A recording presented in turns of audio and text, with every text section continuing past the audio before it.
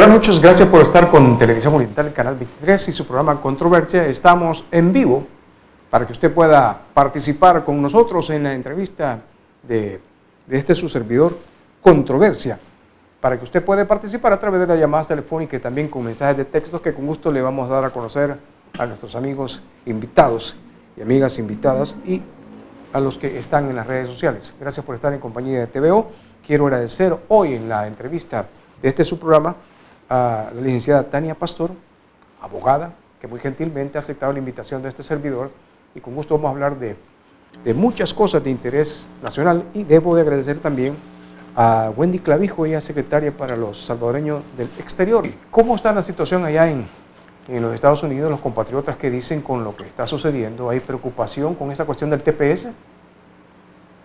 Sí, Mario, eso es una preocupación que ha sido bastante constante, no solamente es de ahora, obviamente estamos más alarmados por la situación del fallo de una corte de California, pues todo el mundo está un poco, tiene estos sentimientos a flor de piel, el miedo es lo más normal, ¿verdad? Son familias que han residido en este país por décadas, casi por 2 o más décadas, ¿verdad?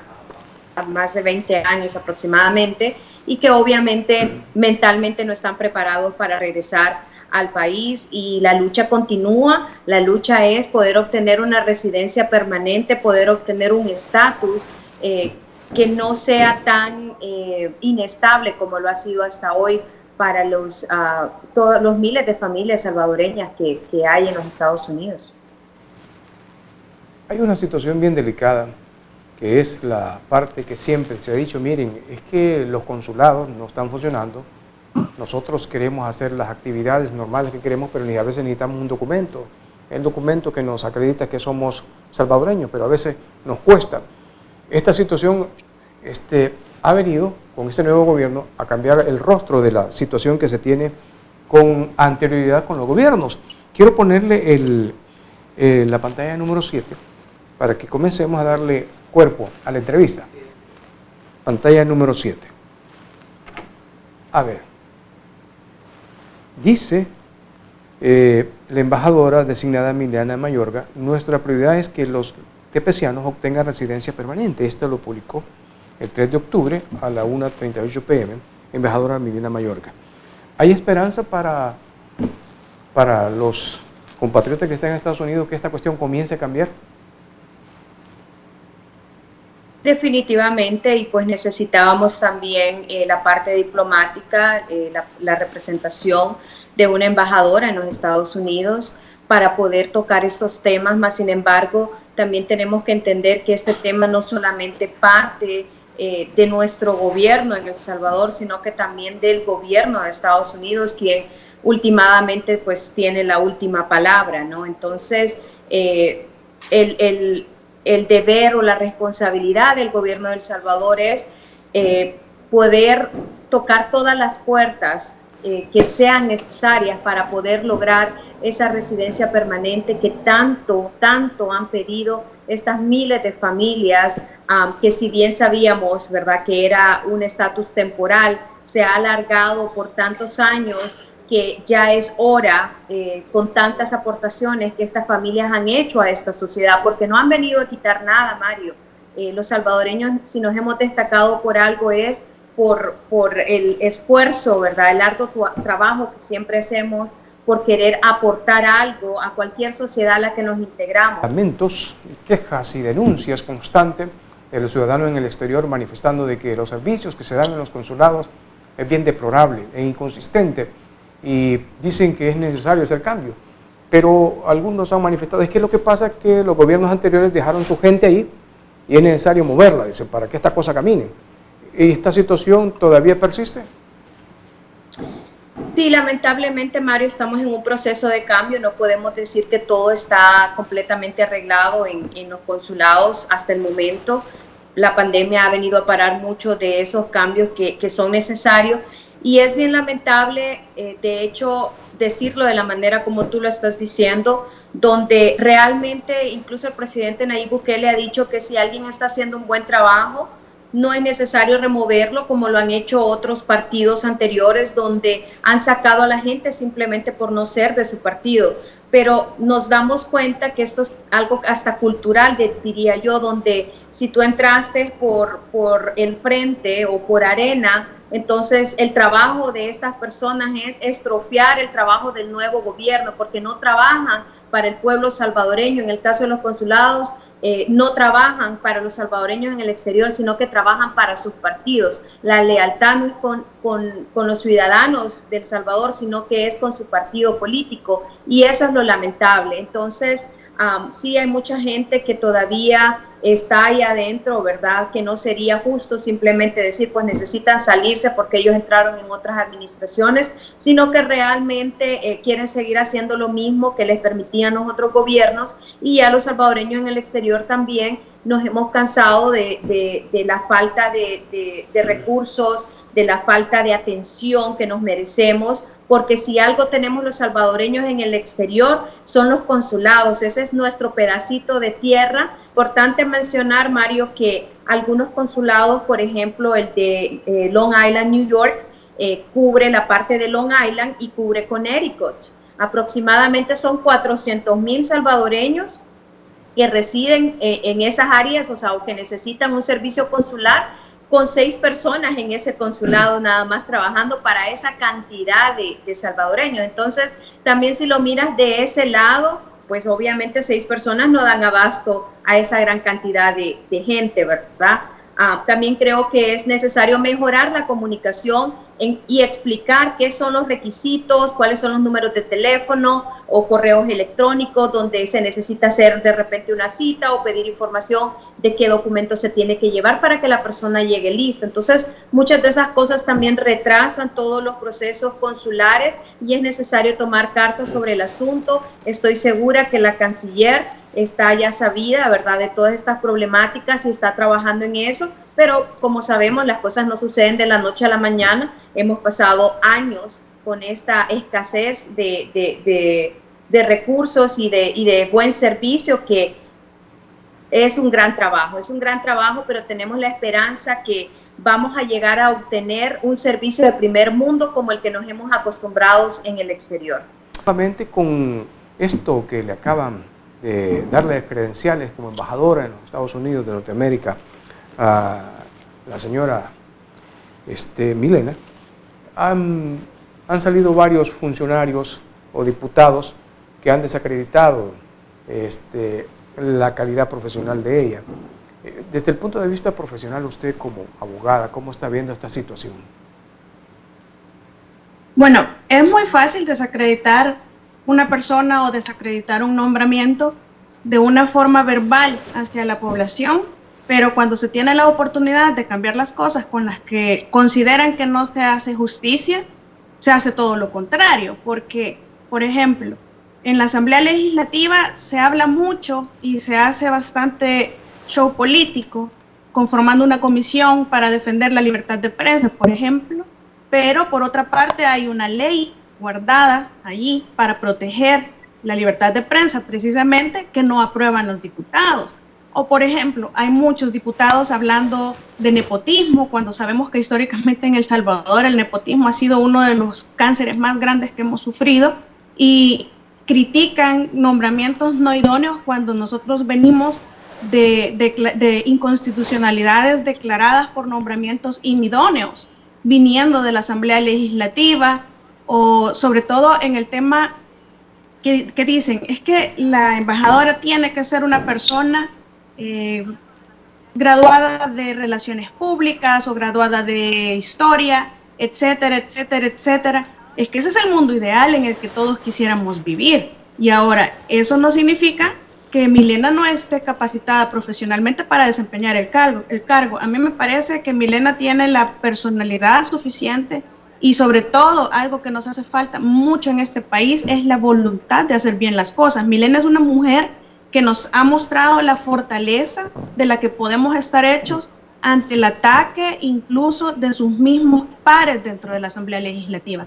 Yo escuché grabaciones de insultos de mujeres de la fracción legislativa de Arena, muy feos y muy fuertes, he escuchado insultos también de los presidentes de la Asamblea Legislativa, el anterior y el actual, un bullying político de discriminación laboral en donde no tienen ni siquiera en dónde hacer sus labores de diputado, entre otros temas que podemos mencionar desde donde sufrió al interior de su partido el proceso donde se le violaron todos sus derechos. Van a venir a hablar de idoneidad, que den el ejemplo. Tienen un proyecto de ley de la función pública en donde se establecen los méritos, el año de cantidad de tiempo que tiene que estar la gente allí, pero sobre todo la meritocracia para acceder a cargos públicos, o la ley del nepotismo que prohíbe el nombramiento de personas que son amigos o que son parientes, nepotismo cruzado, etcétera, o una reforma a la ley de ética gubernamental, ese artículo 6, literal H, en donde un nepotismo que es un insulto,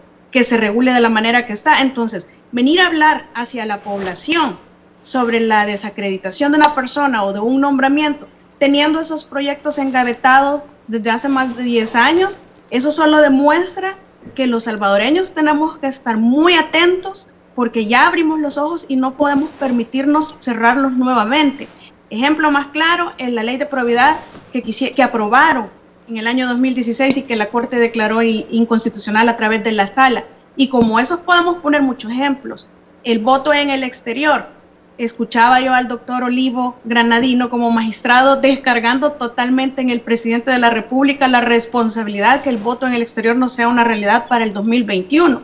Pero al señor se le olvidó decir, por ejemplo, que la sentencia, la 156 del 2012, que se emitió la sentencia en el año 2016, en diciembre 23, que se le ordenó a la Asamblea legislar para el 31 de diciembre del 2017, o para las elecciones del 2018 o para las elecciones del 2021, olvidó decir que la Asamblea no cumplió en 3 años. Y no solamente la Asamblea, sino que la Corte Suprema de Justicia, a través de la Sala de lo Constitucional, no hizo los seguimientos de cumplimiento de esa sentencia en el primer momento del 31 de julio del 2017, en las elecciones del 2018, y lo viene a hacer cuando ya no hay tiempo, cuando se da una controversia entre órganos que viene a dar por recibido y a iniciar el trámite constitucional 3 meses después. A ver, todo de lo que usted está expresando, quiero provocar esto que usted acaba de decir en la pantalla número 4, de lo que dice el expresidente del Tribunal Supremo Electoral, el reconocido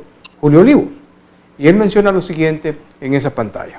A ver, dice Olivo, por Bukele no habrá voto en el exterior. El expresidente del Tribunal Supremo Electoral aseguró que si los vetos a la reforma quizás ya habría ley, dice, pero continúa y le responde el vicepresidente de la República y dice, lo que no dice es que se vetó por inconstitucional. La Asamblea Legislativa no cumplió con la sentencia de la sala que ordenaba legislar también sobre el voto en las elecciones municipales y elecciones de diputados en el exterior. El temor de Arena y FMLN a la diáspora los hizo caer en desacato. Completamente de acuerdo con el vicepresidente, porque en realidad el doctor Olivo omite decir muchas cosas, pero es que todos sabemos también que el Tribunal Supremo Electoral es un reparto de cuotas partidarias y lo es desde la misma Constitución. El reparto partidario se hace escrito en la Constitución, entonces ¿a quién se le transfiere el poder desde la Constitución? Es a los partidos políticos. Por eso es que siempre estamos llenos de funcionarios con dependencia de los partidos políticos. Evidentemente todos sabemos a quién responde el doctor Olivo, entonces es muy selectivo a la hora de opinar y decir es culpa de este órgano y omite decir que en realidad aquí, seamos claros, lo que había en El Salvador desde la Constitución de 1983 y antes es ese derecho igualitario del sufragio activo y pasivo para el salvadoreño que reside en el exterior. Esto quiere decir que los salvadoreños en el exterior habían estado siendo discriminados por no vivir o por no residir en el territorio de El Salvador. Hay una responsabilidad. Alguien puede decir, bueno, se le dijo a los diputados que hicieran lo que tenían que hacer. ¿No lo hicieron? Alguien puede ir a la fiscalía y puede decir, proteja al Estado de las condiciones ilegales que está cometiendo los diputados en la Asamblea Legislativa. ¿Puede alguien hacer eso? A eso iba precisamente, porque acabamos de vivir la experiencia de las pruebas PCR, de la certificación que el fiscal general dijo no puedo actuar de oficio, tengo que esperar a ver que la sala diga que la han desobedecido. Entonces, ¿qué pasa cuando viene la sala y resuelve un seguimiento al cumplimiento de esta sentencia el pasado 20 o 23 de julio, me parece que fue de este año, y entonces dice, bueno, sí, no cumplieron, pero de forma parcial, porque ellos, el decreto que vetó el presidente sí es constitucional, dice la sala, pero todavía falta el sufragio pasivo, entonces no cumplieron con la sentencia, parcial o no parcial, incumplieron, es decir, desobedecieron, ya es un segundo delito, porque ellos primero, no cumplen con lo que dice la Constitución, que tienen que legislar el sufragio para el salvadoreño en el exterior, y segundo, desobedece la sentencia de la sala. Entonces, la sala en este seguimiento establece ese incumplimiento parcial, pero selectivamente, como en El Salvador es una costumbre, no le dice o no se ordena en la sentencia, certifiquemos a la Fiscalía General de la República por los delitos cometidos por las asambleas que correspondan, porque estamos hablando de que aquí han intervenido por lo menos 2 asambleas legislativas. Entonces, vemos nosotros una diferencia de tratamiento. ¿Qué es lo que pasa? Por una parte, al salvadoreño en el exterior, en mi opinión, le nace el derecho de acudir a la Comisión Interamericana de Derechos Humanos a demandar al Estado de El Salvador por violar sus derechos políticos en el sufragio, y por otra parte, ya que la sala lo omitió, pero en su sentencia consta el incumplimiento de la asamblea, perfectamente ante esa omisión de la sala de informar al fiscal general el cometimiento de delitos, me parece que lo más sensato es que cualquier ciudadano de la República pueda interponer la denuncia correspondiente por los delitos cometidos por la Asamblea Legislativa. Increíble cómo la Sala de lo Constitucional puede sacar resoluciones en un periodo de un par de horas para poder hacer de las suyas o para poder beneficiar a, llámese financistas, llámese patrones, como algunos le llaman, ¿verdad? Jefes, lo que sea que tengan, pero más sin embargo siempre viendo al salvadoreño en el exterior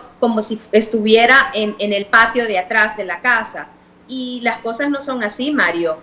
También lo mencionaba Tania, que esto es una discriminación y no es una forma de victimización ni mucho menos, porque los salvadoreños en el exterior creo que si nos quejamos de algo, quizás lo único que nos quejamos es no ser tomados en cuenta políticamente. Muchos dirán, incluso los que viven aquí, pero bueno, ¿para qué tú querés participar políticamente en El Salvador si tú no vives allá? Lo que pasa es que no se trata si me gusta o no me gusta, si lo quiero o no lo quiero. Lo que pasa es que todos los salvadoreños nacemos con ese derecho, vivamos o no vivamos en nuestro país, y no lo digo yo y no lo dice Tania o la comitiva que me acompañó el año pasado a poner una pieza de correspondencia a favor del voto en el exterior. Prácticamente se lo fuimos a dar ya casi que masticado por parte del gobierno de Bukele. Nos apoyó dando algo muy similar para que lo tomaran en cuenta y absolutamente nada han tomado en cuenta. Nos han dejado sin votar cuando la sentencia 156-2012 decía claramente que a más tardar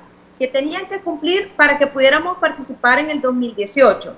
Pero más tardar, si no se podía dar, notaban hasta el 2021. ¿Qué pasa? Dejamos todo hasta el 2021, luego no se puede hacer nada, y no le echamos culpa a la pandemia, por favor, porque vimos que durante la pandemia estuvieron bastante activos para las cosas que a ellos les convenía, pero no para las cosas que le conviene al pueblo salvadoreño, en este caso los salvadoreños en el exterior. Y yo no me voy a basar, porque podemos hablar de las remesas después. A mí no me gusta decir es que nos tienen que cumplir porque nosotros mandamos remesas al país. Me parece un argumento bastante pobre, ¿verdad? Bastante escaso, no por desvalidar todo el esfuerzo que hacemos enviando nuestras remesas a El Salvador, sino que simplemente es un derecho con el que nacimos, la Constitución nos respalda, una sentencia nos respaldaba también, y nada de esto ha servido, al punto que los salvadoreños en el exterior nos quedamos sin participar en el 2021 por X o Y razón, no importa cuál sea la razón. Ellos han incumplido esa sentencia, nos han vuelto a fallar, como lo mencionaba Tania, por doble partida, y ya no estamos dispuestos a seguir esperando. Así que después del 2021, que lastimosamente nos van a dejar afuera, porque no se puede llamar de otra manera, pues vamos a tratar de trabajar con la nueva asamblea, que esperamos que sea una asamblea renovada, esperamos que sean jóvenes que realmente no estén trabajando solamente para un partido, pero que estén trabajando a beneficio del pueblo salvadoreño. Vamos a colocarle, le dije ya, un video que puso en sus redes Es el video número 2 y ustedes me dan su opinión. A ver, video número 2. ¿Se recuerdan cuando hablábamos del préstamo de Bandesal? Aquel que era con condiciones mucho más baratas que todos los demás bancos y con un plazo más largo y que era para beneficiar a los micro y pequeños empresarios. Pues ese beneficio nunca pasó, porque el grupito de diputados que se opone a todos nunca lo aprobó. Lo engavetaron y lo olvidaron. Y no lo hicieron únicamente por fines electorales. Es cierto que ellos no quieren que el gobierno pueda trabajar para que quede mal, para que nadie vote por ellos, sin importar que seamos todos los salvadoreños los que paguemos el pato. Pero no solamente lo hicieron por eso ya lo sabemos, sino que también lo hacen porque un crédito a bajo interés y con beneficios es un crédito que le va bien al usuario del crédito, pero no al banquero. Y jamás van a ir en contra de los intereses de los financistas, por lo menos en el caso de Arena y de algunos otros diputados que reciben una ayudita. Es imposible ver y no indignarse cuando vemos estas injusticias y cuando vemos diputados que queremos trabajar por usted y no podemos, porque no somos todos. Pero eso sí, no les toque el salario porque ahí sí sacan las uñas y los dientes. Y no saben lo ridículo que se oye para la gente que gana 300, 400 dólares y no se los han pagado porque la empresa donde trabaja es micro y pequeña y no pudo enfrentar la crisis. Y no les dieron el préstamo para nivelar su situación económica. La gente tiene razón en alegrarse cuando no nos pagan con esas actitudes. Si el que no trabaja no tienen por qué pagarlo, nosotros somos empleados de ellos, no de un grupo de financistas. No todos en la asamblea somos iguales, pero por favor, la próxima vez por el bien del país, fíjese por quién vota. No se deje ir por la camiseta ni por cosas del pasado. Rompa esos esquemas y hagamos un nuevo El Salvador. Se lo digo porque es la verdad. Decía, mira, todos nos merecemos un salario a cambio de un trabajo, pero incluso hablábamos con alguien y quizás a la mayoría de los salvadoreños, tanto como afuera y adentro del país, no es tanto que nos moleste que sean 84 diputados adentro de la asamblea. Creo que lo que más nos molesta y aborrecemos es que sean 84 diputados y no se vea el trabajo, no se vea el avance, el desarrollo, el progreso de nuestro país. Entonces, se pasa un día, se pasan 2 días, se pasan los días que sean, entonces se vuelven como locos y empiezan a hacer puras payasadas. Lo decía Tania anteriormente, como un circo. La Asamblea Legislativa se ha convertido en un circo. ¿Quién grita más? ¿Quién le gritonea a no sé quién? ¿Quién le va a aventar los papeles a no sé quién?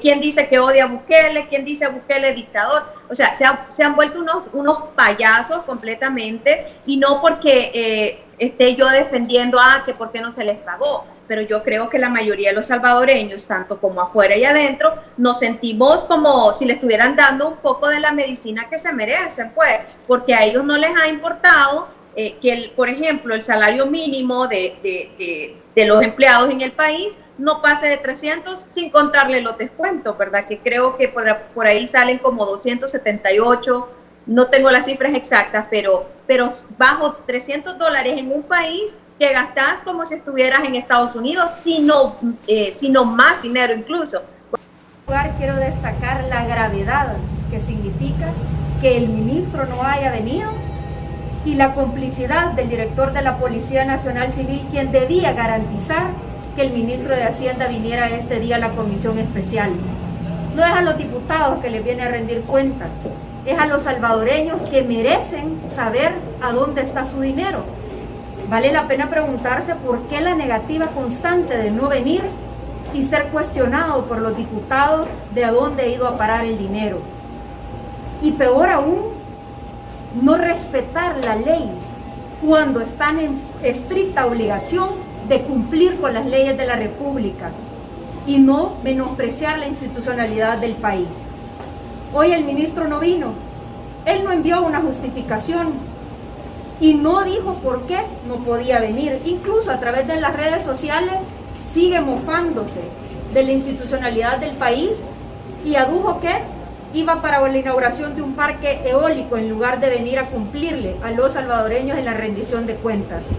¿Qué resoluciones se tomaron este día en la comisión?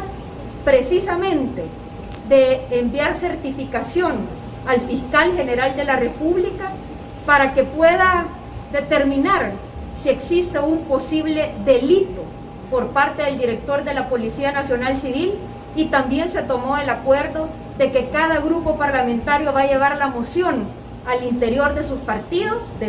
Mire, efectivamente esta madrugada recibimos un aviso de parte de la Asamblea Legislativa para que la Fiscalía investigue la posible comisión de delitos, entre ellos incumplimiento de deberes y otros, por parte del ministro de Hacienda al no depositar el salario para los empleados de ese órgano de Estado. Lo que corresponde en este momento como Fiscalía es proceder a abrir el expediente correspondiente e iniciar las investigaciones y ver qué es lo que éstas arrojan. Las declaraciones del doctor Melaras son acertadas porque él no está diciendo vamos a antejuiciar. El doctor lo que está diciendo es se nos hizo la noticia criminal del cometimiento en apariencia de delito y si se reúnen los elementos pues se va a proceder con el antejuicio. Si no se reúnen los elementos pues no se va a proceder. Lo que sucede es que la Asamblea presume la comisión de un delito y por eso certifica o por eso informa a la Fiscalía General de la República. Lo que sucede es que, y me parece que en eso fue prudente, el fiscal general dice, vamos a investigar, porque si se logra determinar que no hay fondos, pues cuál es el incumplimiento o cuál es el acto arbitrario o cuál sería el delito cometido, porque si no hay dinero, no se les puede pagar. No es que al ministro se le ocurrió, hoy no les quiero pagar a los diputados y voy a jugar con el salario y la comida, porque cuando estamos hablando de salario estamos hablando del alimento en la mesa de muchos salvadoreños con sus familias, no solamente los diputados, sino que principalmente los empleados que su salario es muchísimo menor y que dependen definitivamente de esto. Ahora, mucha gente lo ha equiparado con el sentir del resto de la población que a raíz de la pandemia se quedaron sin empleo. Esto quizás viene un poco espero yo, que la lección que saquemos, porque me parece, yo creería que de verdad no hay dinero, porque no puedo concebir que alguien no le quiera pagar a otro solo por capricho, habiendo mucha gente de por medio. Entonces yo esperaría que la lección que se saque de todo esto es que nos humanicemos un poco más, porque en esta situación no se encuentran solamente ellos en este instante, sino que estamos hablando de miles de salvadoreños que desde que inició la pandemia están sin su alimento. Entonces hay que ver un poquito, quizás no solamente el muy conflicto, sino que qué es lo que podemos sacar de él, porque en realidad, en mi opinión, esta Asamblea Legislativa, precisamente a partir de la pandemia, desde hace muchos ratos, nos está poniendo en evidencia muchas de las cosas que tenemos que cambiar.